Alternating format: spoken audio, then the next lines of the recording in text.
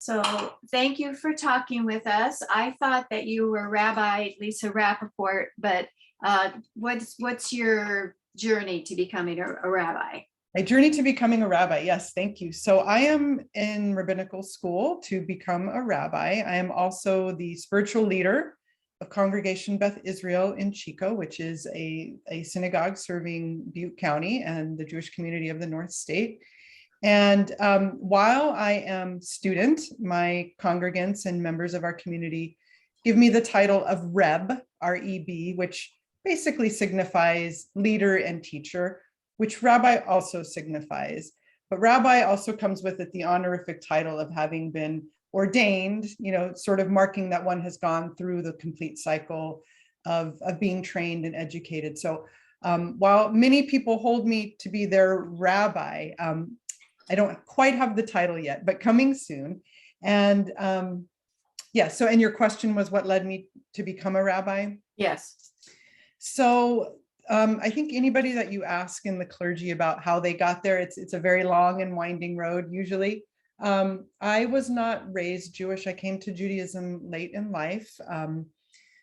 My Jewish husband, who was quite secular and not connected to Jewish religious practice, I was pregnant with our first daughter. She's now 19. And we went to check out Congregation Beth Israel, which is now the synagogue where I am the spiritual leader. And I grew up in a secular, basically atheist household, but had dabbled in all things religious and spiritual my whole life, kind of searching for my path. And it became pretty quickly apparent to me. I didn't realize it consciously at first that, oh, wow, this is my path. But I started getting involved in everything and soon did a formal conversion to Judaism. And just one thing after another was happening with my involvement. And I think it took 4 people on the same day. I was helping lead a bat mitzvah service. 4 people on the same day separately pulling me aside and saying, have you ever thought of becoming a rabbi? I really connect to the way you're leading and the way you're doing things. And I had thought of it, but pushed that away. I'm too old, I'm too this, all those voices that come up. And but I thought, wow, if 4 people are saying that on the same day, there's something about being called to the rabbinate or to a clergy position. And I thought, I think this is part of that call and I ought to pursue it, which I did. And so have since been in rabbinical school. And an interesting path that led me back to Chico because I had moved away to the Bay Area, was here, we moved away. And I'm now, it's kind of like a full circle spiral, returning to the place where I got my first sort of religious Jewish education and entry point. So it's been a beautiful journey. What was your formal education before you entered rabbinical school? What was the path you took? It's very interesting because in my rabbinical seminary, most people who are coming at it for as second career folks, either you can break them down into they came from a law background, an educator background, or a therapist background.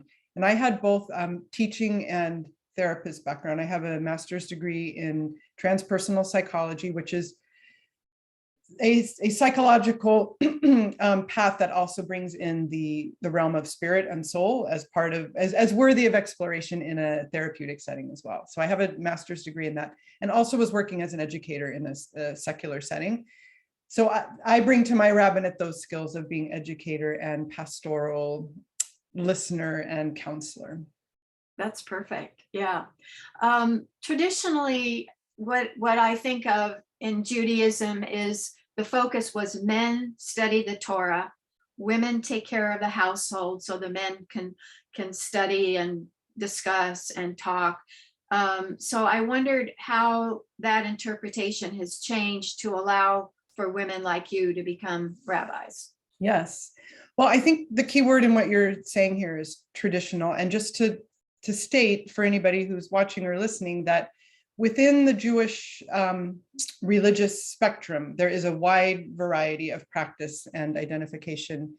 And so in the most traditional Orthodox, ultra-Orthodox part of that spectrum, women's roles are still much more gender divided, as you said. And women, they're I mean, it's just now starting to change a little bit where women can have leadership roles in religious settings, but no real traditional ordination for women as rabbis.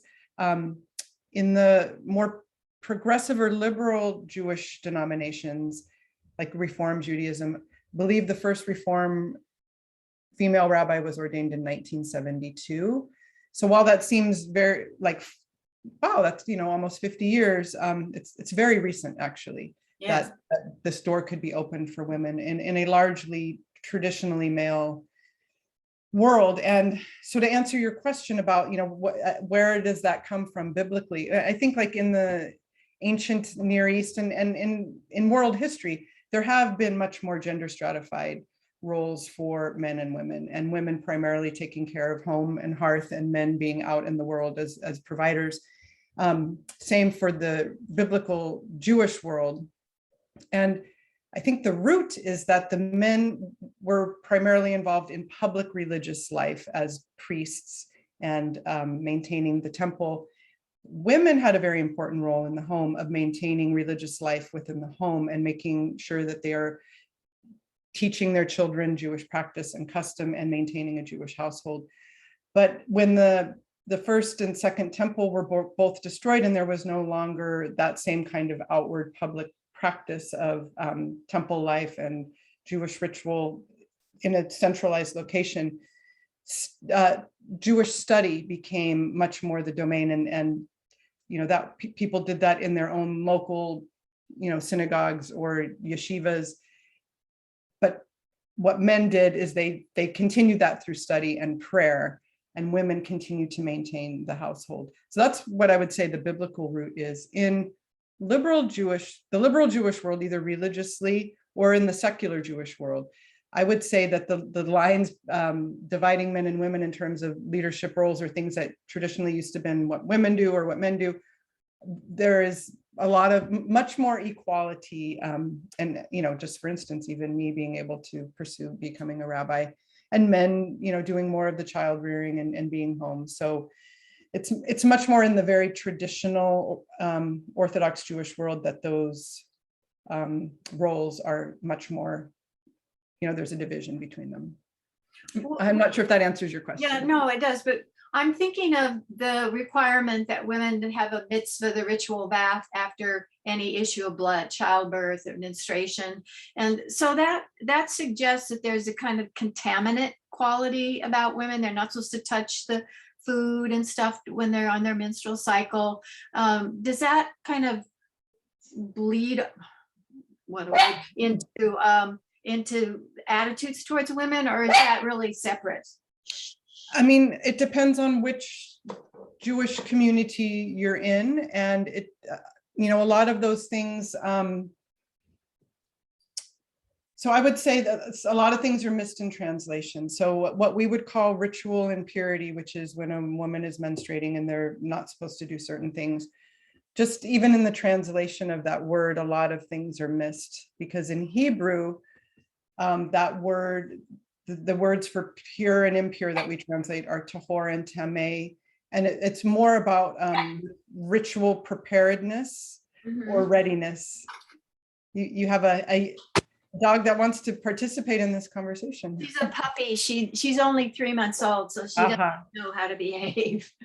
Yeah. So I think that in some circles, it would be viewed as an issue of impurity, and women taking that on at a very deep self-esteem level, that there's something impure about being on your period, menstruating, or something about me that's wrong. That can definitely be interpreted that way. But depending on how you learn about this and what community you're in, it can also be seen as ritual preparedness. So when you are menstruating, for instance, the belief or the idea there is that that is a loss of potential life, a life that could have become is not happening. And so there's a little bit of a grieving or a mourning of that potential.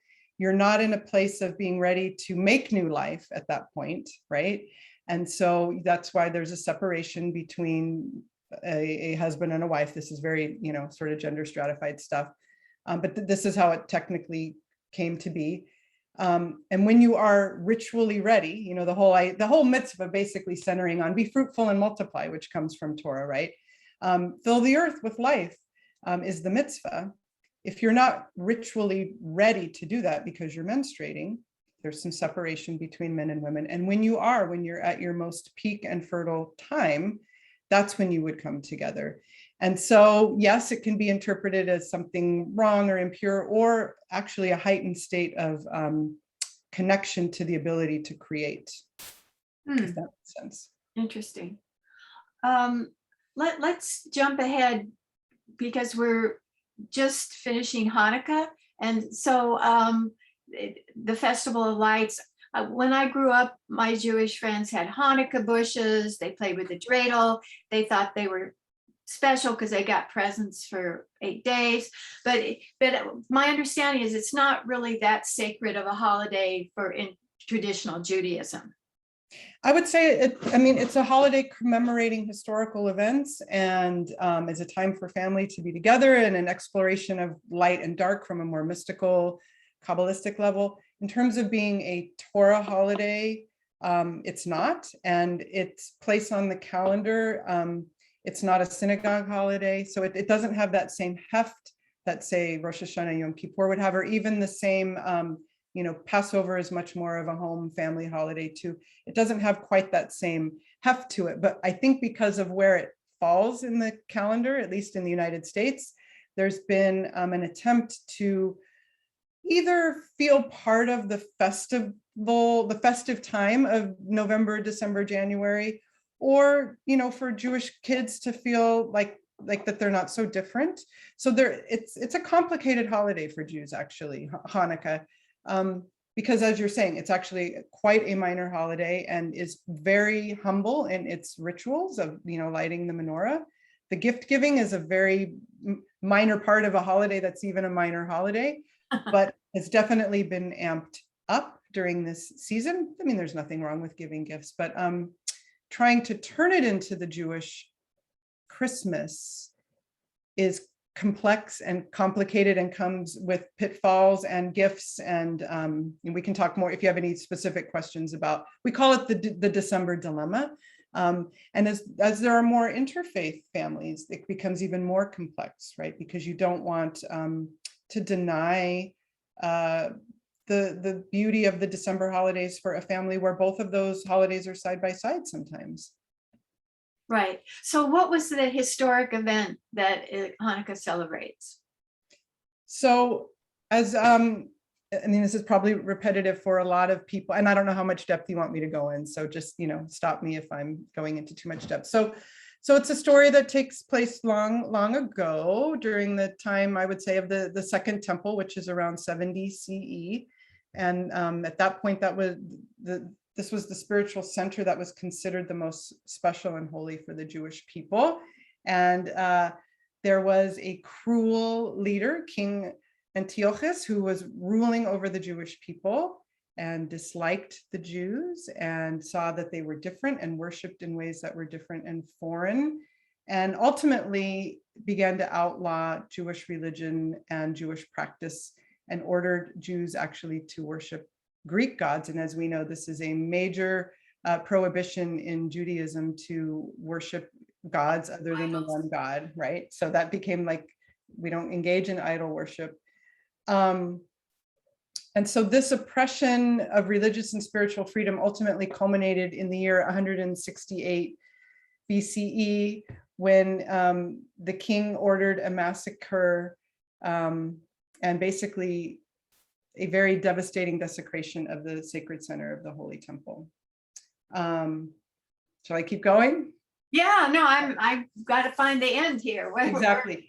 And so the Jews of Judea, led by a small band, the Maccabees, wanted to fight back. And so part of the story that some Jews like to relate to is this idea of the small underdog taking on the big establishment and winning. There's this idea of fighting for our right to worship in the way that is meaningful to us, and that people can't take that away from us.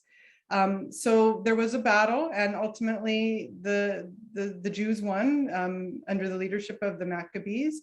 And then there was this work to restore the temple. And the word Hanukkah actually means to rededicate. And so that's what they were doing, is cleaning up and rededicating the temple, and found this one, small cruse of oil that they thought, oh, wow, this is only going to last one day in the lamp. And the oil actually lasted 8 days. And so that's where the symbolic miracle of the 8 days. So, when we tell this story, it's like, oh, it's the miracle of the light. It's also about revolutionary, fighting for one's rights. It's about bringing light to a dark time. It's about rededication of sacred space. And I'm sure a lot of people know about the fried foods that we eat during Hanukkah, the potato pancakes, the latkes, or in Israel, the donut, the jelly-filled donut is another fried food. But those remind us of the oil that of the candles that it lasted for 8 days. So the joy of eating delicious potato latkes reminds us, of this miraculous oil that lasted for 8 days. That, in a nutshell, I think, is what the historical components of the holiday are. Great.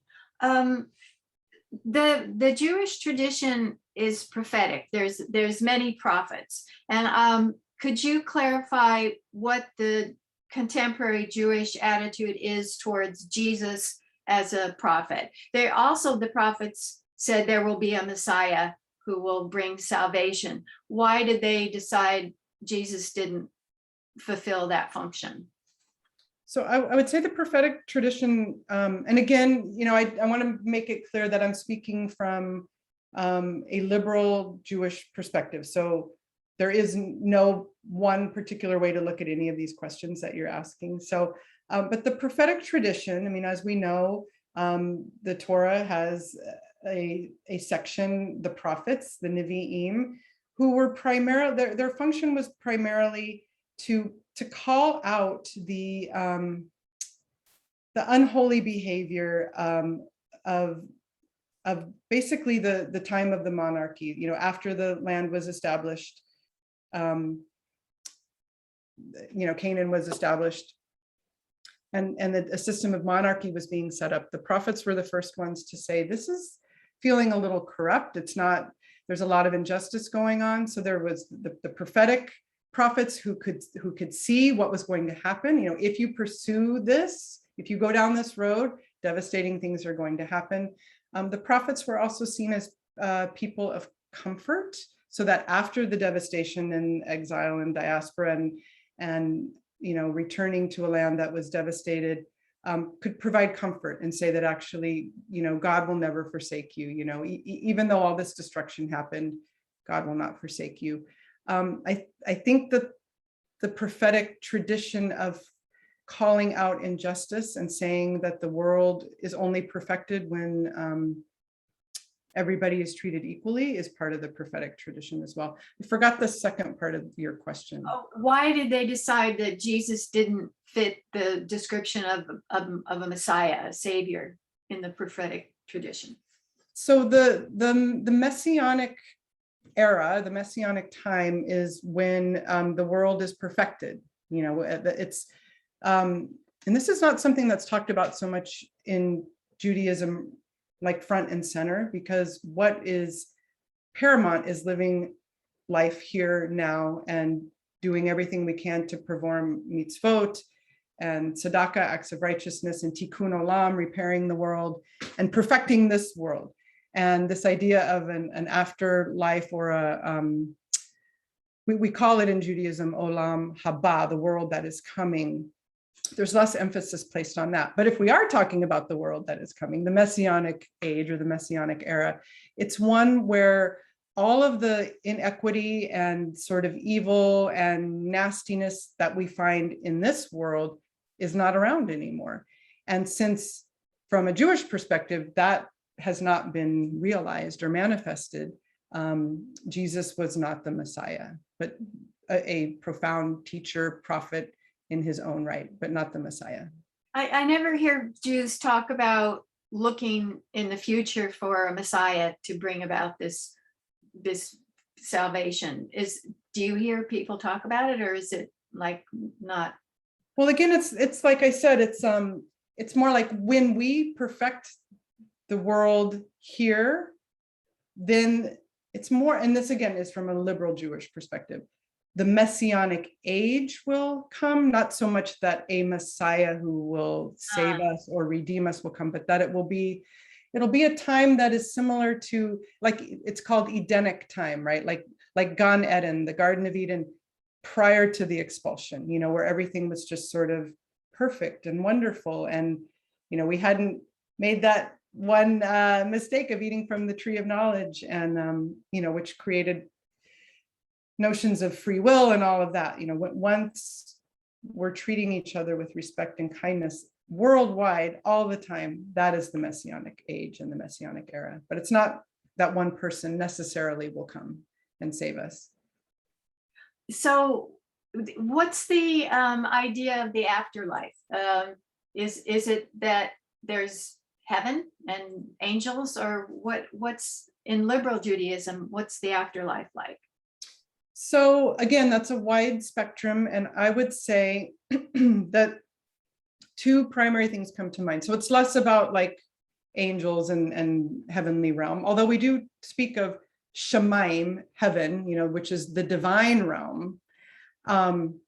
So I would say two things. One is that there is and it's more in, I think, mystical strains of Judaism, of the idea of reincarnation, and it's called Gilgul, where it's kind of like another attempt on the wheel, another time to come around. Gilgul is like a turning or a wheel. But I would say the primary, and again, this is just from a more liberal perspective, is that we're on the material plane, in the physical plane, and then there is this heavenly divine realm. And the work of humans is to bring those two worlds together every day, in any moment where the spiritual and the material can meet. And we call that space holiness. And there are a lot of Jewish rituals that bring us into this space where we're attempting to bring heaven and earth together. And that's part of why we have a body, right? And a physical way of bringing that, so that we have a soul, and it's called our neshama, and it's inhabiting our physical being. When we die, the physical body stops working because it's subject to the laws of the physical world, right? Like our heart can't beat forever and our nerves can't keep firing forever. I mean, this is a physical thing that wears out at some point. But the soul, our neshama, this life force that comes from an original source of life itself, that returns to the sacred realm, to God, to the Holy One, however we want to call that. So there's this idea of returning to the original landscape, the original space, the original source of life itself. And then perhaps there is an idea of reincarnation in Gilgul, depending on which branch of Judaism you're in, and not that any, the branches overlap with each other too. So I think those would be the ideas of the afterlife.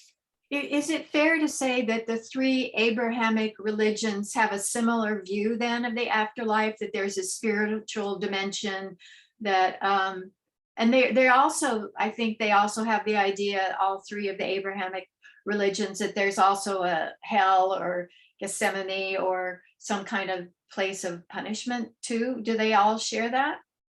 I mean, I can only speak for Judaism, and those concepts of heaven and hell as understood, say, in Christianity, do not exist in Judaism. I mean, there are metaphorical ways of probably looking at that, but there is not a hell, there is not a punishment realm. And heaven is more like what I said, that it's a returning to an original source of the energy of the universe. That's, this oneness of everything. There's a way of referring to God. Has many aspects in Judaism, because how can you harness and name the unnameable and the ungraspable? But one way of thinking about God is something called Ein Sof, which means without end. It's just sort of the infinite energy of the universe. Say that that's more what the soul returns to. That's what's actually animating our body, is that just in this particular form. I'm here being me and you're there being you. But once the form falls away, the life force that's animating returns to its source. I think I remember reading that it says in the Old Testament that prophet Isaiah was incarnated as John the Baptist, or maybe it's in the New Testament. So that some people cite that as a reference to reincarnation in the Bible. Oh, I'm not familiar with that, but I believe you. I believe that. Yeah. It's striking to me in the books that I've written about change makers, visionary scientists, people in the forefront of liberation movements, way more are Jewish than are representative of the Jewish population of the world. And, we think of Einstein and Freud and Marx and people who've really shaped our Western world. Why is that?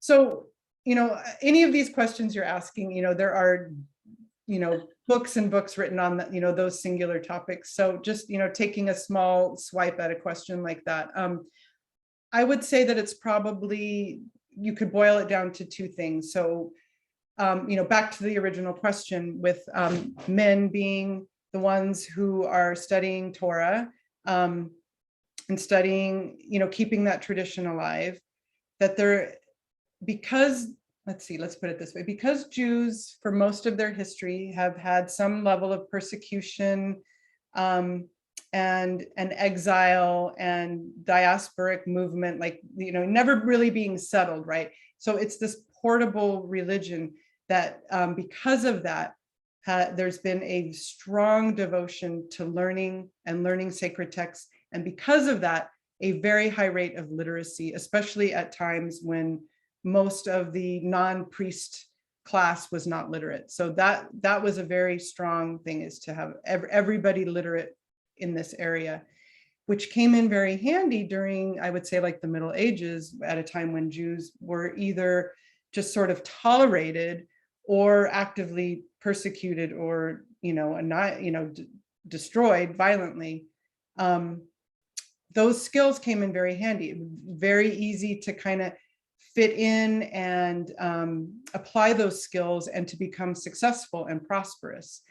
And I think also, so that's one thing, is just the history of a high rate of literacy and that being a very foundational value.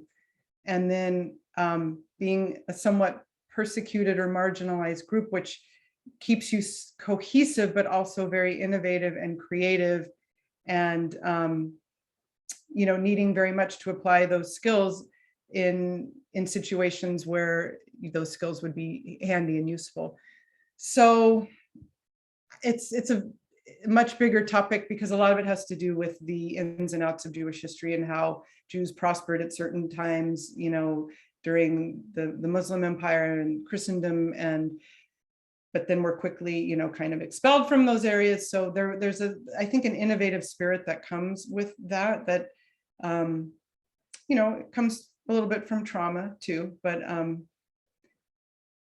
think in the most nutshell way, that's how I would answer that question. Well, in other words, you can't be complacent or lazy or non-thinking if you're kind of on guard in a way. That I hadn't thought of that. That's an interesting way of understanding human behavior.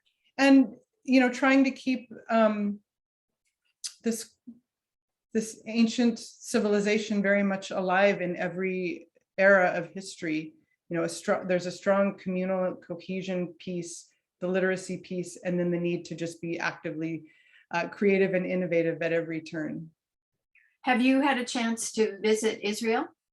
I have not had a chance to visit Israel yet, because at this point when we brought our then baby to the synagogue, I've been being a mom for the last 19 years, because I have a younger daughter too, and it's just never been quite the right time to go because of my kids, but my oldest daughter has been to Israel because we moved to the Bay Area in 2012 so they could attend Jewish day school, and her 8th grade class was able to go to Israel. So I was living a little vicariously through her. So at some point soon, when home life is a little more stable, that will definitely be in my future. There's a interesting Israeli soap opera series called Shaleb or something about that, like about modern Orthodox Jews. And it's been so interesting for me to watch that, to see what it's like to be professionals. One of them's a doctor, there's a teacher. So they're well educated, but they can't touch the opposite sex even to shake hands. And they're really very careful about Sabbath and keeping food kosher and that kind of thing. So it would be interesting to live in a culture where Jewish law was followed widely. That's here in the United States, though, especially in large urban cities, New York, Los Angeles, Chicago.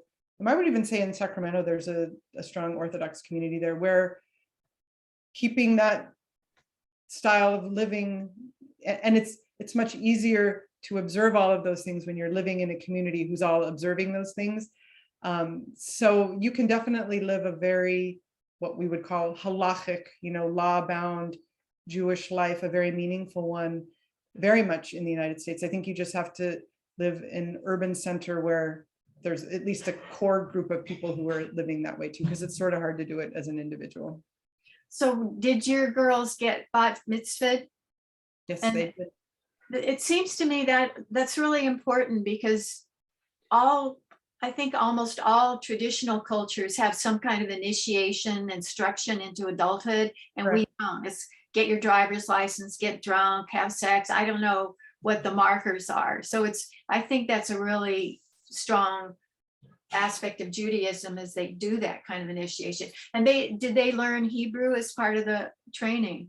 Yes, because the one of the markers, it's not, you don't have to do this. There's one main thing that you do to have a bar bat mitzvah, which is to recite a certain blessing.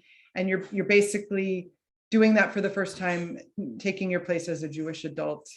And you now count as a minyan, as part of a minyan, so that you can, you need a group of 10, it used to be 10 men, now it's 10 adults, to do certain things like say Kaddish for somebody that you're mourning, and other things where a minyan is required.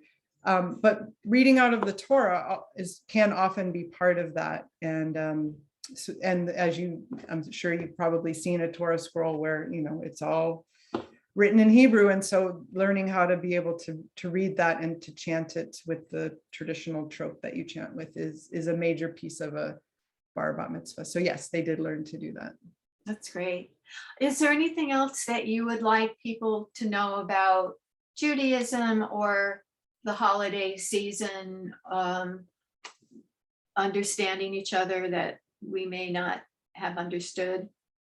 Well, so there's so much that I would want people to know about Judaism. So I don't know how to quite say that, but I think one thing to say is that, there's no one way to be Jewish, and there's no one style or way that a Jew might look or behave. I think the image that comes up for most people when you say, a Jewish person is probably more in the Ashkenazic style, which is primarily from Eastern Europe, Russia. But there's, the Sephardic world of Jewry as well, which is more Moroccan, Spanish, African, Northern Africa, and that's got its own flavor. There are, just so many things changing demographically with Jews. So there are, Jews of color, interfaith families, LGBTQ community. So there are so many ways to express one's Judaism. A small fraction of that is what happens in a synagogue, right? There are so many other entry points through Jewish, I would say, social activism, environmentalism, living a life of Jewish values, ethical, there's I think a branch of secular Judaism that's called like ethical living, humanism, Jewish humanism, which is less about the religion and the spirituality, but just, living a good Jewish life, which is really about taking care of the stranger and making sure that even the most marginalized and oppressed people are taken care of.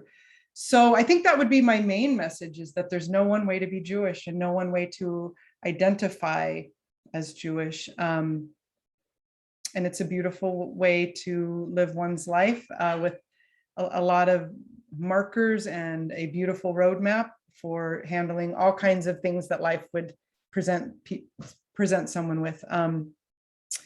And then the other regarding Hanukkah,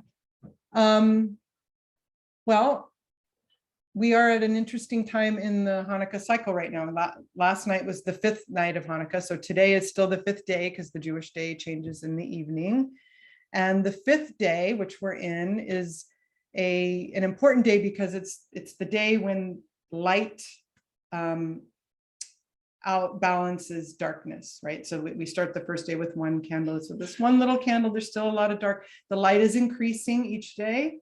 The 5th day is when light overtakes darkness. So whatever metaphor that brings to somebody, that there are always times that are dark, but we always increase in lightness, and there's always a time when the light overcomes the dark. And that's the part of Hanukkah we're in right now.